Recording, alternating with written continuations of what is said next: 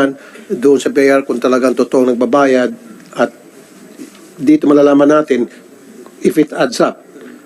Kasi kung if doesn't add up, then may problema. Ako mukhang napiko na dito si Senador Raffy Tulfo sa investigasyon dyan sa PCSO. Tuloy na.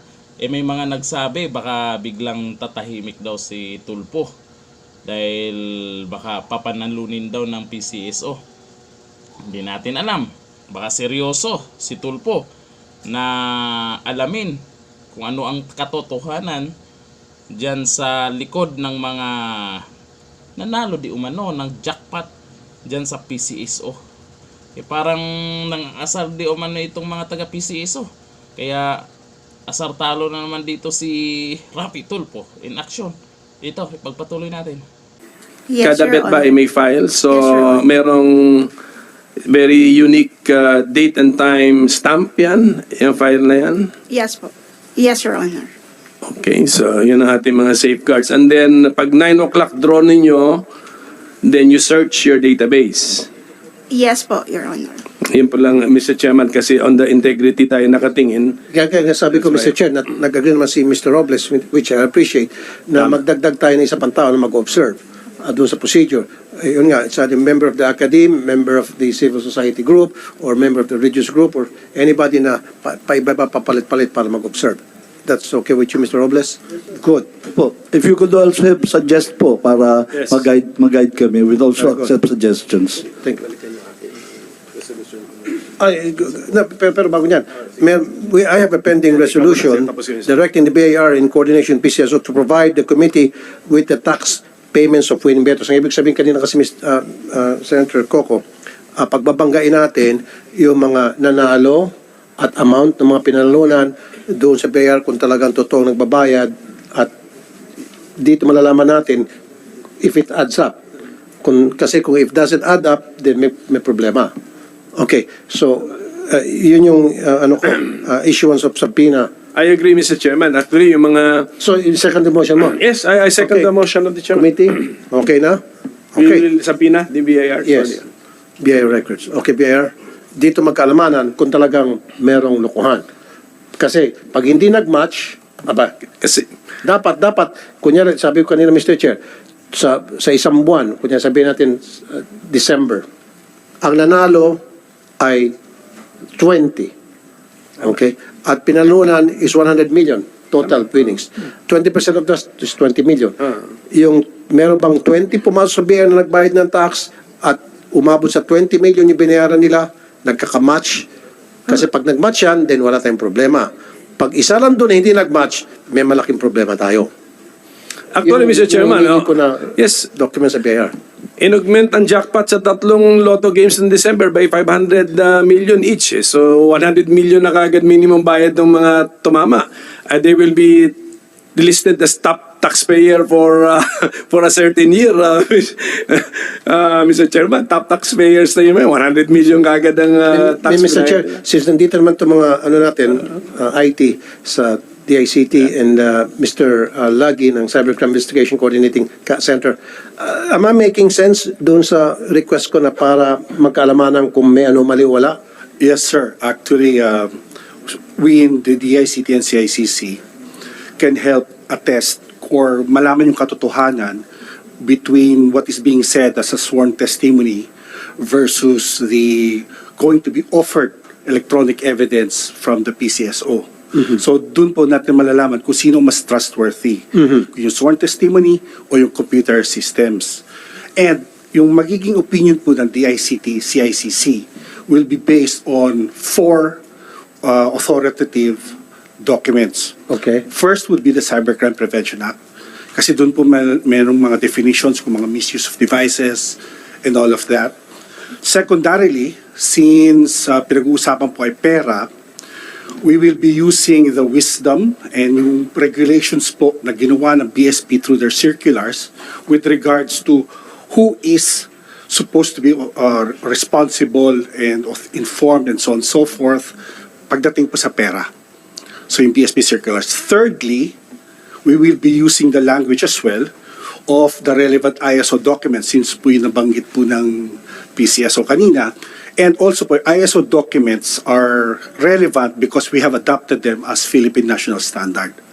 The fourth one would be, although indirectly, pero very relevant pa rin, would be based on the Nevada gaming rules because po of the nature of the industry.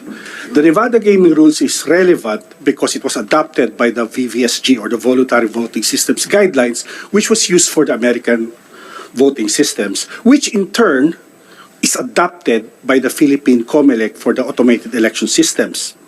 So yun po yung language na gagamitin po namin para po ma-bridge namin yung lengguwahe ng mga technologists at saka yung mga lawyers at mga layman para maintindihan po ng lahat. Now, with regards po sa claims, I remember back in 2010 when we were using VVSG to authenticate the results of the automated election system para nung member po kami ng JCOC under the late Speaker of the House Nograles, there were claims po that the Smartmatic machines do not have extra access points, and they were basing it on the VVSG. However, in this very room, under the Senate Blue Hearing Ribbon yata noon, when we discussed the machines, we found out that there were serial ports that allowed us root access without logs, and we were able to examine the PCOS machine. We called them the PCOS machines back then. So based on that experience po, based on the VVSG, based on the Nevada gaming outlines, we can employ the same digital forensics procedures to find out the truth po. Kung sino ang mas credible, yung sworn testimony or yung yung electronic evidence na pinipresent po ng PCSO. So therefore, lahat ng pag-usapan dito at all of these resource persons that are here should submit as a position paper and then bibigyan namin kayo ng copy and you have to analyze it. Opo, pwede po. And then moving forward po, kasi po nabanggit din po kanina, the DICT-CICC can help provide the standards on secure gaming systems para po pag next time po pag sinabi ni BIR, pakita nyo lahat ng mga resibo namin, yung resibo, the BIR can easily audit the correct earnings for the country. Okay. Thank you very much for that, Mr. Lagui. Yes, sir. Yes, sir. Mr. Lagi, have you examined the system of the PCSO na sinasabi nila 8:30 stop na yung ano and then so is PCSO open to parang an audit of your computer system na totoo bang 8:30 closed na, 8:32 wala nang bawian, tapos draw 9 o'clock, pagka siguro ma-announce yung winner, may time gap ng konti, ang tanong lang natin doon, hindi ba masingitan ng invented winner na ang date and time and maybe an extra outlet stamp mamanufacture pa. So And adding to that, Senator Coco, I need the DICT and CICC to inspect the system, the whole system, machines of the PCSO. Is that okay by you, Mr. Robles? Opo, we welcome that po. Kasi para sa kapanatagan din namin dahil kulang din naman kami ng expertise dyan eh. Exactly. Observe the whole system. I mean, the works, lahat. Tingnan nyo, busisiin nyo, hanapan nyo ng butas, yung butas na yun yung that will lead to an anomaly kung meron ba kayong makitang butas. That will be your job. Is that okay?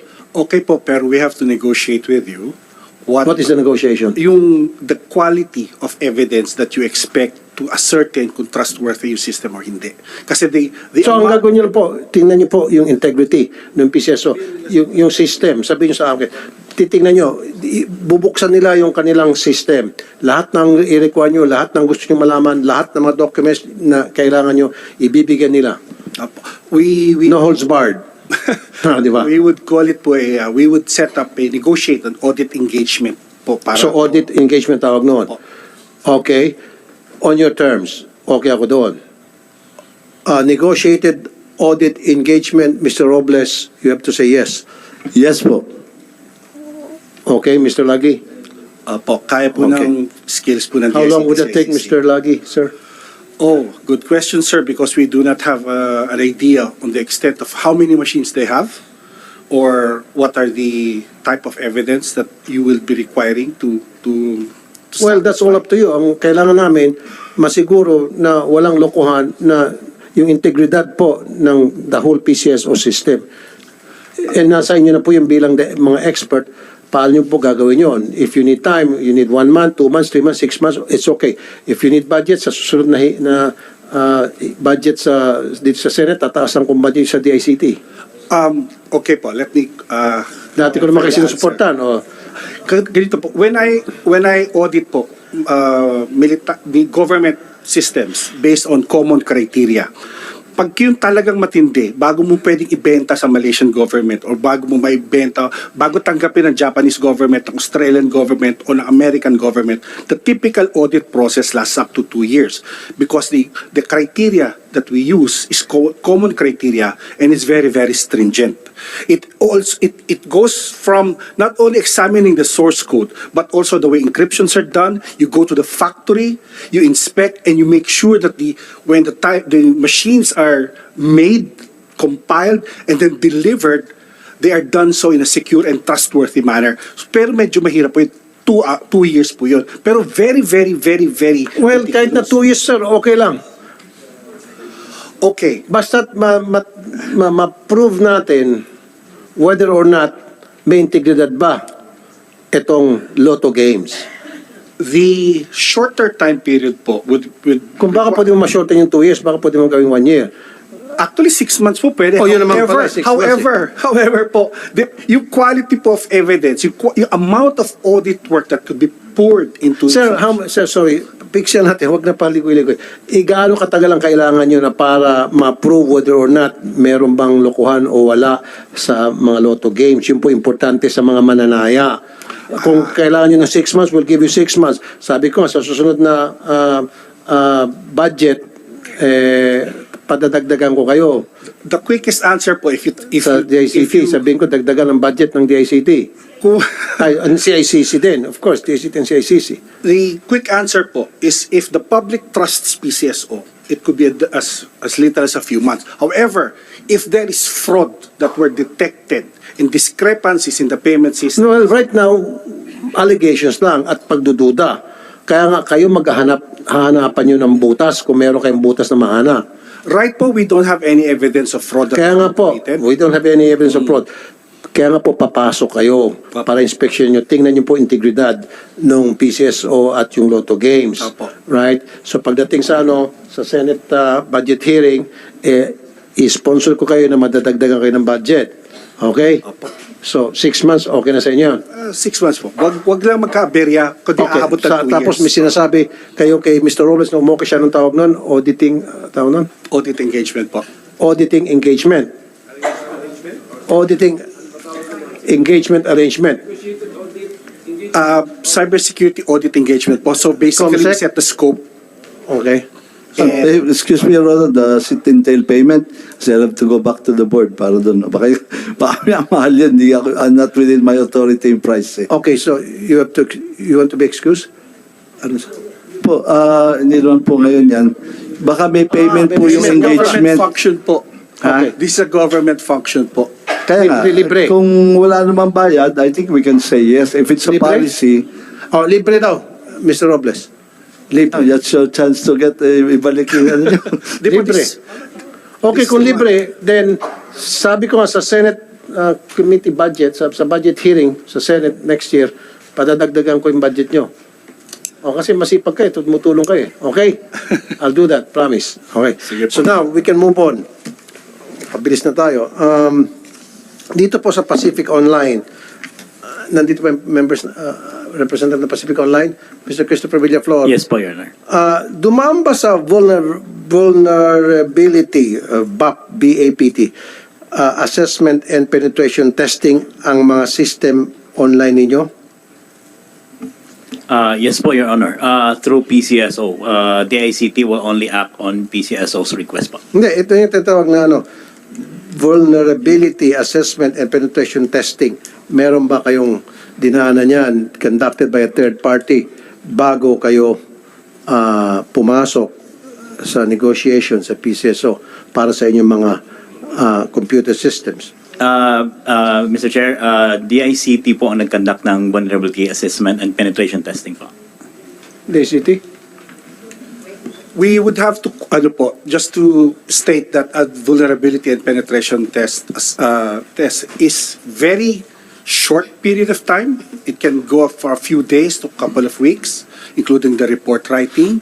However, ang nakikita lang po kasi ito surface level. Nakikita lang po kung ano yung vulnerabilities on the interfaces, kung ano yung nakikita nyo sa web app, sa website, and so on and so forth. Yung pinag-uusapan po trustworthiness natin, kaya po mas matagal because we actually have to go down into the systems and paano nagpe-print, paano nag-create ng logs, then you test the logs, and then you issue an opinion kung trustworthy yung system and up to how much can you trust it. So iba po yung vulnerability assessment. That's a subset of the audit Okay, process. in short, May I? dumaan ba sa inyo to? Kasi sinasabi niya, dumaan daw sa inyo. CICC po kami, but I believe that the NCERT has a competent capability to do such a thing. They are. Mr. I will have to Wag, I consult po. think. I'm not so Dapat- sure po. Kung You're not so different po kasi siya sa NCERT, different organization po Hindi, yun. ang gusto ko kasi malaman, kung kayo po ay dumaan sa tinatawag na vulnerability assessment and penetration testing, sino po ang gumawa noon? A, and then B, I need to see the result. Yes po, Mr. Chair. Naka-PCSO po yung result ng DICT vulnerability assessment and Gumawa ng penetration testing. JCT. Okay, so I need to see the result of that. Pangalawa, Mr. encrypted ba ang data ng Mr. ticket Chair. serial number, numbers chosen, at personal information mula sa user? Kung encrypted ito, sino ang may SSL? SSL stands for Secure Sockets Layer. Yes po, Your Honor. Yes lang, sagot mo? I cannot put into details kung ano po yung ano namin because that will entail as our vulnerability po, Mr. Chairman. So kung ano po yung security measures namin, marami po nakikinig sa public, so magiging vulnerability po namin yung Well, I understand that. Okay, sige. Mr. Ah, Chair, Go may I ahead. po? Opo, the system of POST was subjected to VAPT po. It is signed by Mr. Kuya. And we have the result po. Okay. Now, this is very important. Pag yung isang tao na gustong mag-register para makataya online sa Pacific, meron kayong tinatawag na KYC, Know Your Client. Am I right? And then doon sa KYC, ang requirement lamang ay one time magpapakita ng picture. Tama? yes po, Your Honor. Hindi yung mukha ng tao. Mukha po ng tao, front ng ID, back ng ID, at saka selfie po, Your Honor. And then selfie ng tao or video ng tao. Selfie ng tao kasama yung ID na kinuha niya po. Okay, selfie ng tao. Okay tayo. Selfie ng tao, picture, tapos yung ID ng tao. At anong klaseng ID ito, sir?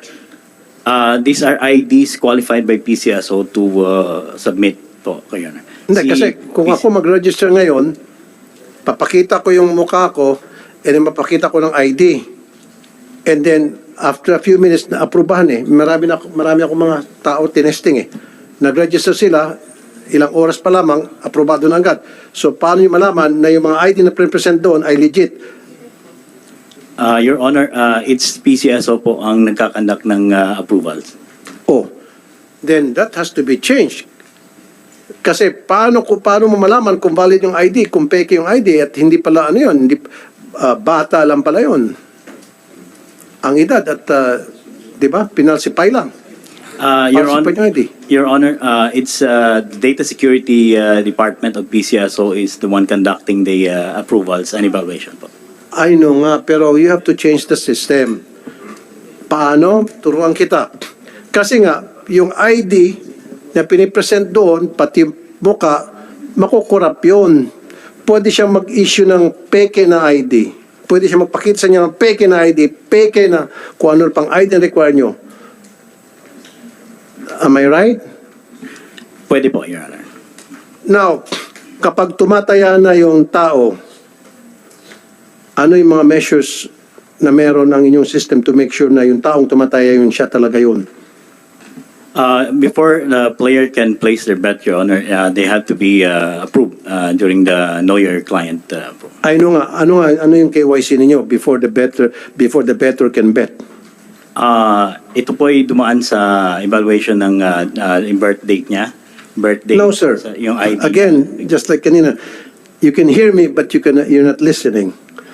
Anong KYC ang ginagawa nyo para masiguro na yung tumataya na nag-register sa inyo na sinasabi niyang siya yon at siya ay karapat-dapat tumaya dahil nasa tamang edad siya, paano niyo masiguro? Kasi kung hindi mo masagot, meron akong suggestion.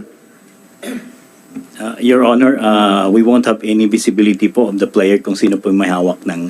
Exactly. That's why ang aking suggestion, dapat yung tumataya real time, makikita yung mukha niya sa video. In the same way, yung mga pumipila sa mga outlet, makikita yung mukha nila eh. Sabihin, uy, bata ka, totoy, hindi ka pwede, alis ka dyan.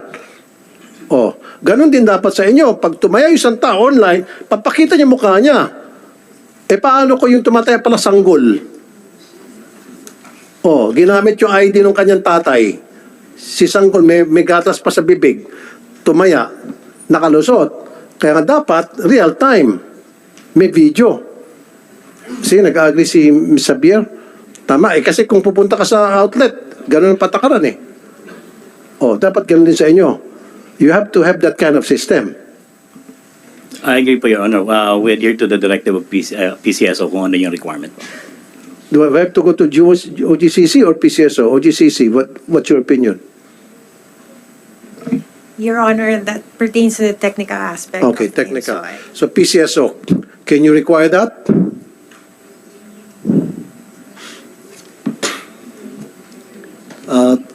If yung charge po namin sa KYC, Okay, KYC. Ma'am, we may do suggest- human verification po for the KYC. So we establish po the identity through the picture that is being No, sent. ma'am, mapaiksi tayo, humaba tayo. Yung sa akin, continuous. Okay na, nagbigay siya ng ID na mag-register siya. Lahat ng requirement, pinulpil niya. However, pag nagtaya na siya, dapat siya yung sinasabi niyang siya. Ibig sabihin, pagtaya niya, makikita yung kanyang muka real-time, live. Na para magkakaroon ng facial recognition, imamatch yun. Ikaw ngayon nag-register, ikaw ngayon nagtataya, ikaw ngayon at hindi ibang tao na pineke yung ID. You follow me? Yes po, Your I Honor. want to have that kind of system para ma-avoid natin na tumaya yung mga bata o tumatango yung CICC. You agree with me, sir?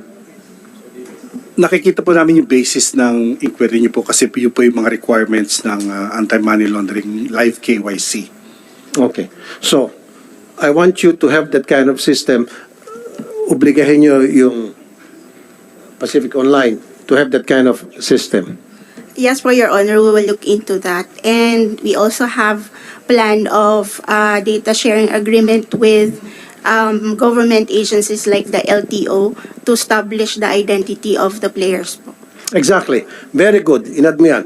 Dapat, pag nag-register yung tao sa Pacific Online, dapat konektado yung system nila, ninyo, sa lahat ng agency tulad ng LTO para ma-cross-check kung siya nga talaga yon. Okay? And then, Yes po. kung yan ay pumasa, kailangan, pag tumaya siya, real time. May kita yung mukha niya. Hindi yung picture lang. Okay? Yes po. We will look into that po, Your Honor. Okay. Senator Coco? Okay? Maganda pala yun sa outlets. May camera pala doon? May camera? Wala. Hindi, Wala. makikita ka. So yung teller lang ang magsasabi. Oh, kasi makita Judgment call ni teller kung bata o ano, sabi, hindi niya ipapataya. Ganun ba, Miss Xavier?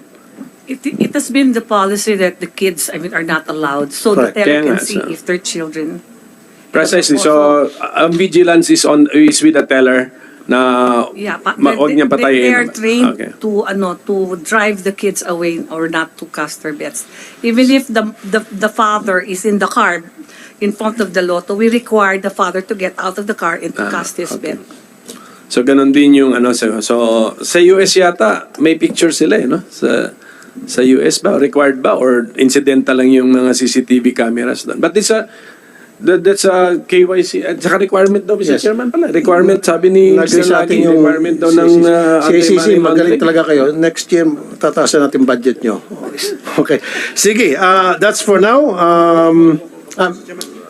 Para, Chairman, yung ating, I'll be very short lang. Ito pong aking resolution. yes, sir. Now, I filed this October of 2022 pa. Medyo na sa dami ng concerns kasi natin na limutan natin. Proposed Senate Resolution 253. Ito po yung... But it's really a relevant resolution because it's about the integrity and trustworthiness of your lotto games. Eh. Pero ang example lang kasi nito, ang naging trigger nito was the 433 winners ng October 2, 2022 ng 655 na multiples of 9 yung lumabas. So, If I can get, siguro not now, kasi alam ko may mga lakad pa si Chairman tsaka siguro si GM, your position paper on this, the explanation on how come there were 433 winners. Kung ang explanation ninyo ay, ito anticipate ko na rin yung sagot nyo, kung ang explanation ninyo ay inalagaan ito, may system ba kayo to check na dun sa multiples of 9 na betting system ay inalagaan din even before this draw? I mean, that should be facts. And then if you have those system to check it, can you prove it? Ipakita nyo na lang na on this particular bets, ito yung mga multiples of 9. Mr. Chair, if I may add, we did that immediately kasi Sige. ang winning record namin was 10. So immediately, we tracked kung ilan yun over 3-month period, I think. At meron po talaga, malaki po talaga. So your system is capable of knowing on a per draw basis the combinations na merong bet. Yeah. So and then you can also on demand place a combination and then find out ilan ang nagbet sa combination na yon. Historical. On a per draw basis. Historical po yun. The historical. So if that is the explanation nga na may nag-aalaga ng multiples of 9 May one pa po. Yung multiples sa 1, 2, 3, 4, 5, 6. Yun po ang pinakamalaki. So just show us kung ano yung hindi na natin papasukan yung data nyo but yung reports generated ninyo even before October 2, 2022 dapat yun ang katotohanan, hindi ba? Kasi alaga, supposed to be alaga eh. So and then if I can know with particularity on October 2, 2022 on that 655 game, how many distinct combinations had bets? Distinct yun. Ibig sabihin ng distinct kasi ilan ba itong 655? Ilan ba ito? There would be 28.9 million combinations yan eh. So, pwede kasing lima tayo pero we place the same bet sa isang combination. I want to know sa 28.9 possible combinations, ilan yung natayaan on that particular draw. Okay? At October 2, 2022. Ngayon, ang tanong, because it's so itong aking resolution ay applicable din dun sa nangyari na tinamaan lahat ng augmented jackpots natin over, Mr. Chairman, over 1 month. These were 5 games, we augmented the jackpots. 100 million, 100 million, 500 million, 500 million, 500 million. Ang augmentation in addition to the level of the jackpot yon. And in less than a month from its augmentation of each game, tinamaan. Okay. So if we can get also the number of distinct combinations na may bets doon sa 5 games na yon, magmula noong ibig siguro a few draws before the augmentation and then tuloy-tuloy up to the time na tinamaan siya. Para makita po natin. Kasi sa akin madali kong maisip yun na isang game, in-augment mo yung jackpot, nagtayaan ngayon ng bulto na marami ron.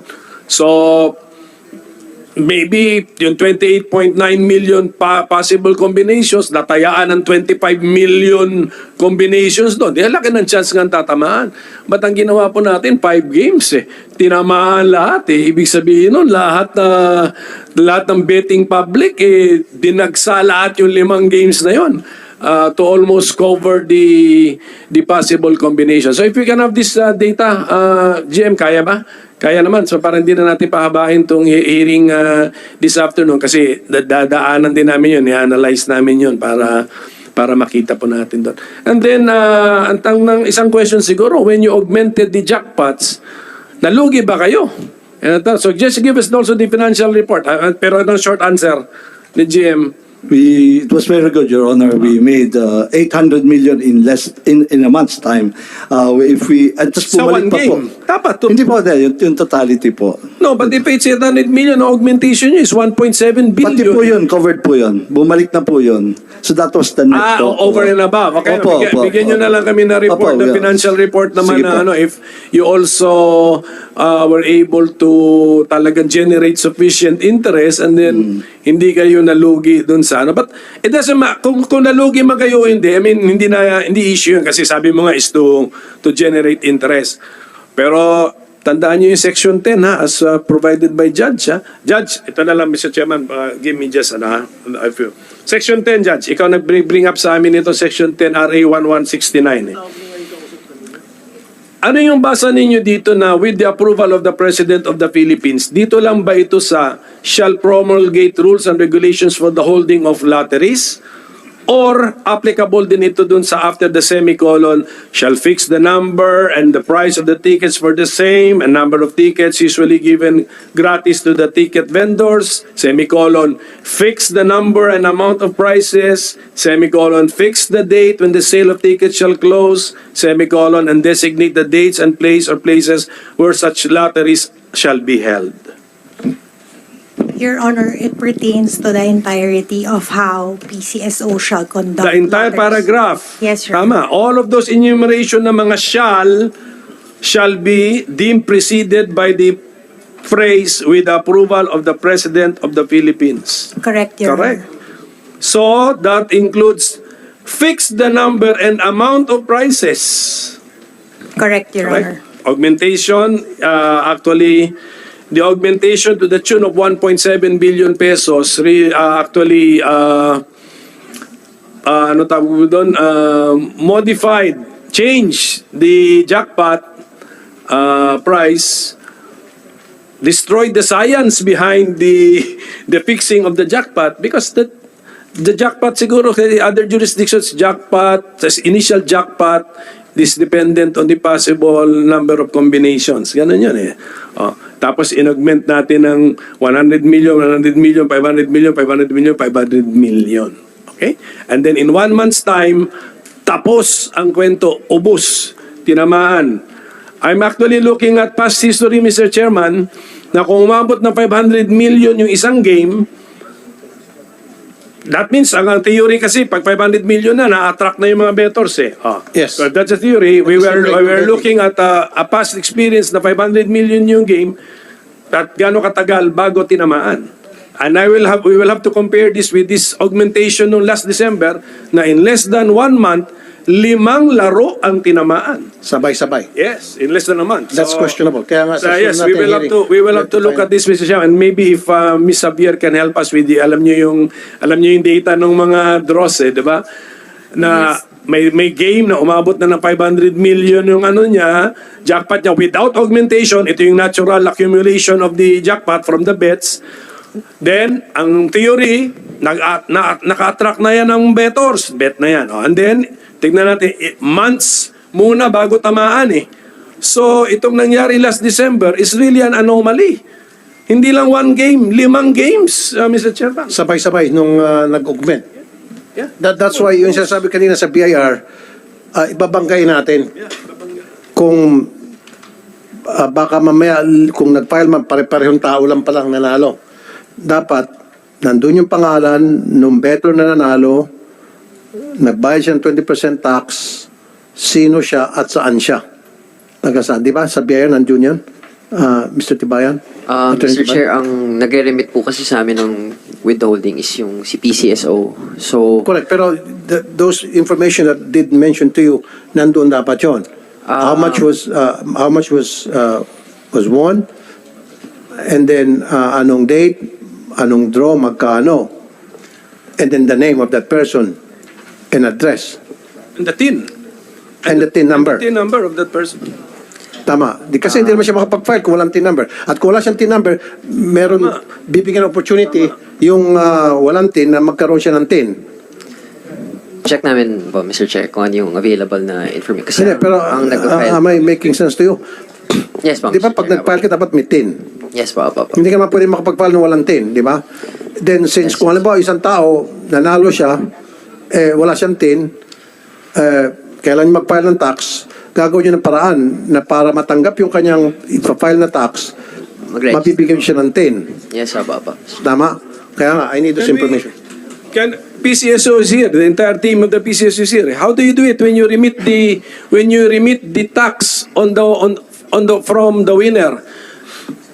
Are you the taxpayer sa BIR or is it the winner who is the taxpayer? Yes, Panyero. Mr. Chair, the PCSO is the withholding tax agent. Oh, correct. Okay. The taxpayer is the winner. Yeah. So when you report to the BIR, may TIN number doon, may pangalan ng taxpayer kasi credited sa kanya yun. Yes. Top taxpayer siya ng Pilipinas eh. Yeah, we do submit the ALPA list, the so-called ALPA list, Mr. Chair, indicating the names of the winners. Yes, so Yeah, Mr. Chair. Makita dapat natin sa BIR. Yes. Senator Coco, pagbabanggay natin. So sa susunod na hearing, I need those documents at pumayag naman sinecond motion ninyo, yung PCSO na i-provide yun, sapina namin yung document na yun. Yes po. Hingi rin po kami sana ng yung alpha list para Alpha list. earlier ma-prepare po Okay, Comsec, kasama dun sa i-request sa PCSO yung alpha list at pumapayag naman si Mr.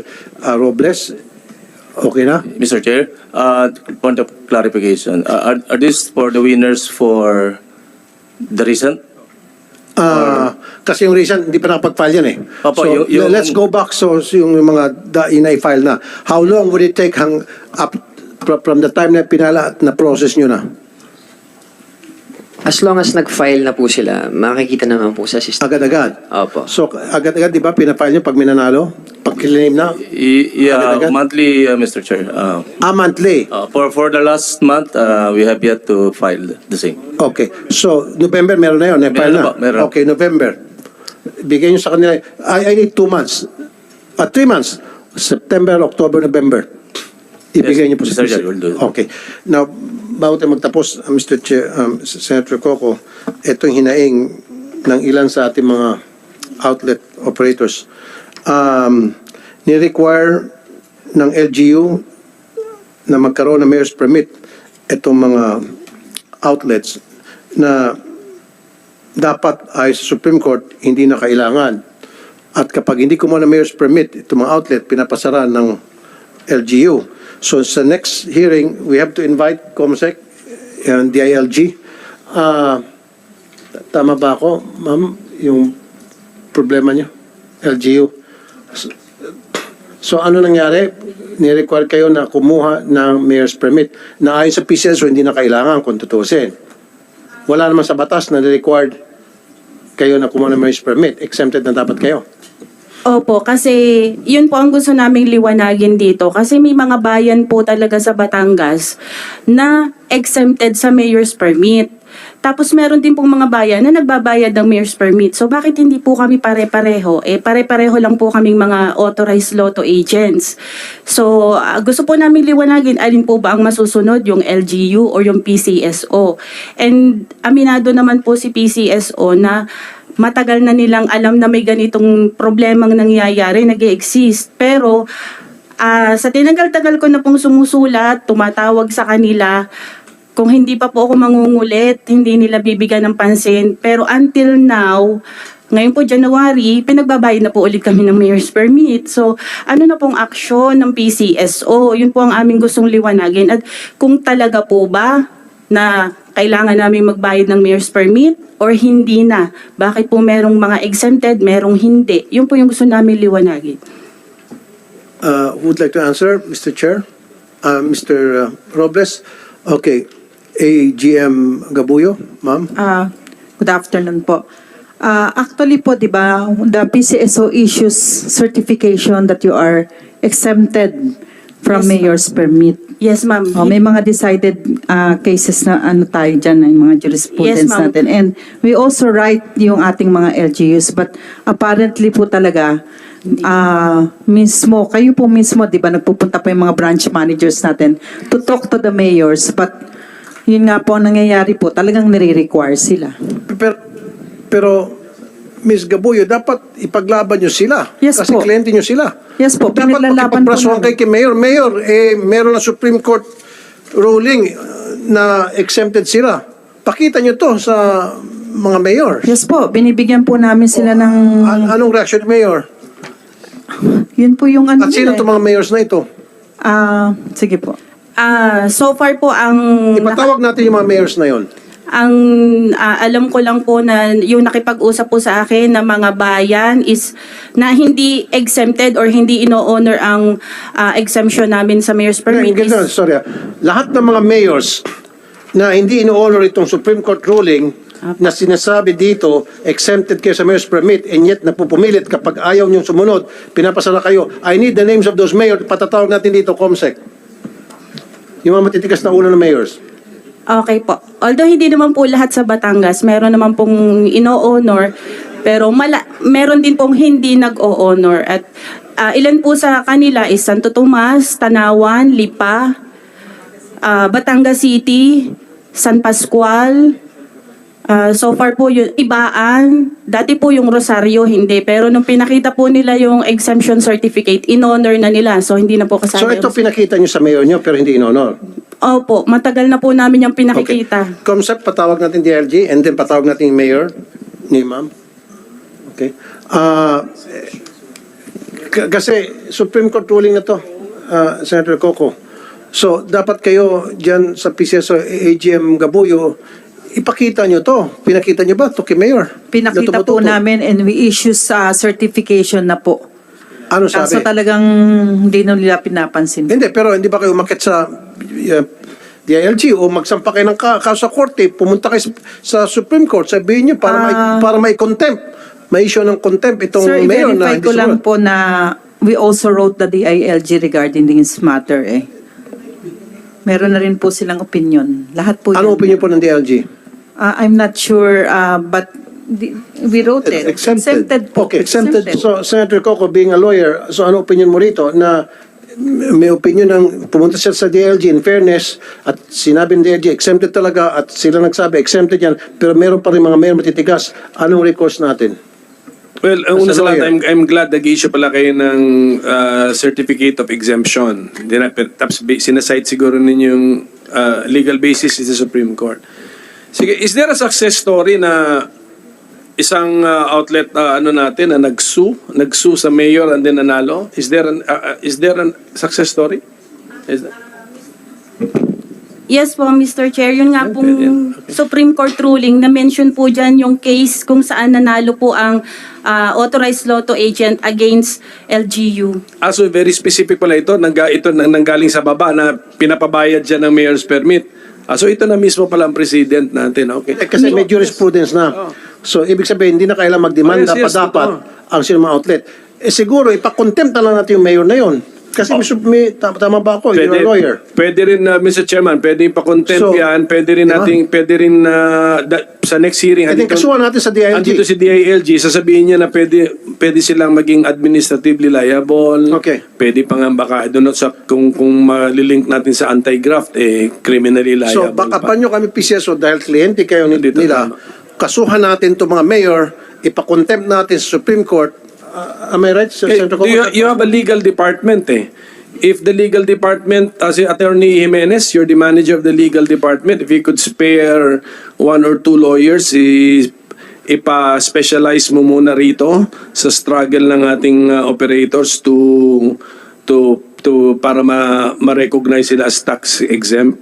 So, para may assistance sila mapuntahan? Actually, Your Honor, to be candid, the issue regarding the mayor's permit requirement has been a perennial issue between PCSO and some LGUs. And this has already been tackled by the past administration, and they were contemplating on issuing an executive order, if only to delineate the extent of this authority of the LGUs over PCSO lotto agents. Unfortunately, there was no executive order issued. But with respect to this present situation of the lotto agents, we will look into it. Your Can we, ang request ko po, I'm sure the chairman shares this, if you could spare some lawyers to assist actual disputes na to, assist muna. Kasi kami naman sa committee, we'll do our share, our part. Ipa yung may sa hearing, tatawagin na yung, andyan si DILG, andyan yung mga mayors para ma-confront sila. But yung mga actual na nangangailangan na, kasi sinisingil na yan sila na mayor's permit ngayon eh. So kung pwede ma-assist ng 1 or 2 lawyers para lang talagang ipakita kay mayor na they're exempted. So do your part, the committee will do our part. Yan yung idea. Kasi malaki ang binabayad ng sa mayor, so maliit na naman kita ninyo, tapos Actually po, Mr. Chair, bukod po sa mayor's permit na sinasabi po, sa aming part lang po sa Batangas City lang po, Mr. Chair, ang sinasabi po nilang dahilan is regulatory fees lang daw po. Yung binabayaran namin, kagaya po ng sanitation, yung basura, fire, inspection fee, mga ganun po. Kami po, mga lotto agents, hindi po kami mga abogado, pero sa pagkakaintindi po namin sa Article 1169 is all authorized lotto agents are exempted from any fees, permits, licenses, taxes from LGU. So, dun pa lang po, yun ang pong pagkaintindi namin. Wala talaga po kami dapat bayaran. so pag hindi ka nagbayad, pinapasala kayo? Actually, 2 beses na po ako nakaranas masaraduhan. Yung una po ay yun nga po, hindi ako kumukuha ng mayor's permit. Tapos yung pangalawa po, yung napasama po ako sa na-pre-terminate. Okay, sige, ganito gagawin natin. COMSEC, patatawag natin DILG, and then patatawag natin yung mayor ni ma'am. Kung anong city po kayo? Batangas City po, Mr. Chair. Sino mayor niyo po doon? Si Mayor Beverly Rose Di Macuja po. Si Honorable Mayor Beverly Rose Di Macuja, ipatawag natin. And all the mayors na alam nyo na hindi in-honor itong Supreme Court decision? Yes po. Mr. Chair, if I may po elaborate kung ano po yung reasons ng aming LGU. Kasi nakailang letter na po ang PCSO at Okay, saka sige, ano pong reason? Doon po sa una, yung latest na po ito, ang reason po nila is ang exempted lang daw po sa amin is yung operation, yung pagpapataya namin. Pero yun daw pong aming outlet, yung physical outlet, yun daw po ang sisingilan sa amin ng regulatory fees. Sabi ko po, kung in-exempt, sinulatan ko po ulit sila, sabi ko po, kung in-exempt niyo yung operation namin dahil yan ay PCSO, so ano pong tawag niyo sa outlet namin? Ma'am, pero meron ng opinion yung DLG, di ba? Opo. Na sinasabi exempted kayo. Okay, hayaan niyo na po yung reason nila, palusot sige po. nila. Okay, ang importante, may opinion na ang korte at may opinion na yung DLG at nabasa ito ng DLG at sinabi totally exempted. At pinaglaban pala kayo ng PCSO, in fairness, matigas lang ulit yung mga mayors. Meron po kasi silang pinapaliwanag na sarili nilang batas. Hindi, kaya ma'am, papaliwanag sila dito. Gusto namin marinig paliwanag nila. Mas maganda dito para malaman na lahat. Kasi paliwanag kayo lang pinapaliwanagan. Opo. Gusto namin malaman, taong bayan, magpaliwanag yung mayors. Thank you po, Mr. Chair. Sige. So, meron pa kasi tayong PAGCOR, Senator Coco, kung i-close ko na ito para susunod na tayo sa PAGCOR, mas malaking issue, may malaking issue dun sa PAGCOR. By the hundreds ang sinibak nila. Mas matindi dun. Okay. We now move to our next item in the agenda. The next item would be Senate Bill number 261, amending Section 12 of PD number 1869, Charter of PAGCOR, filed by Senator Tolentino. So, since wala nang... Mr. Chair. Staff po ni Senator Bongo, sir. Staff ni Senator Bongo. Patanong lang po sana siya tungkol sa Malasakit Center. Okay. Kahit ito lang po. Yung... Oo nga pala. Last na lang pala, sorry. Ito, Senator Bongo. Thank you so much. Meron po yung issue si Senator Bongo. Magkano po ba ang na-disburse ng pondo ng PCSO through Malasakit Centers? There are reports that some Malasakit Centers do not have PCSO representatives. Sinulatan na ng office ni Senator Bongo ang PCSO tungkol dito nung nakaraang taon. According to the DOH, as of January 2024, there are only 90 out of 159 malasakit centers with PCSO representatives. Ano ang plano ng PCSO dito? Kailan nyo lalagyan po ng personnel ang mga malasakit centers na walang PCSO representatives in accordance with the law? Who would like to answer? Good afternoon, Your Honor. Regarding the question on Malasakit Center. As to the number of MCs nationwide, 159 daw po, pero 90 lamang po ang nilagyan ng tao. across the country, Mr. Chair, it's 109 out of 159. Okay, for 109. NCR alone, we have 19. Okay, sige sir, 109 out of 159. Yes. Ano nangyari dun sa iba? Yung sa balance, ba't di nalagyan ng tao? We engage the services of job orders, and at the end of the year, there is a recommendation for renewal. But the thing that affects us the most actually is the turnaround for JOs to resign, which we have no control over with. But that doesn't mean that we stop servicing our clients in those MCs. We engage the services of the medical services of the host hospital.